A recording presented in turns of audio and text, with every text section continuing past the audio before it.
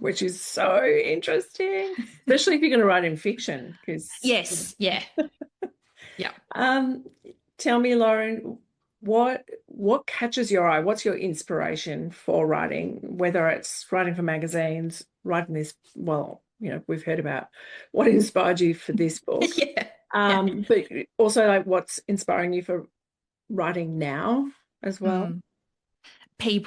People are so fascinating. Mm. And so for example, I've just finished a magazine feature on one of the other authors that's in the 2026 debut crew for Australia. So she's got a memoir coming out. It's called Solo Mum by Choice, Lorena Oates. And, her experience is so different from mine. So I found that fascinating. And when I heard about her book, I thought, I want to interview you for that. And so she's written a whole book about it. I've interviewed her for, say, an hour and then sort of retold a condensed version of that. And I find that an interesting art form. That's one way of doing it.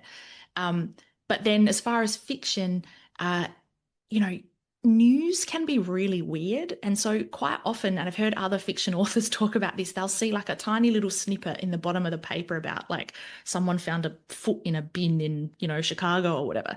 And that's where their next novel comes from. And I find stuff like that all the time. I've got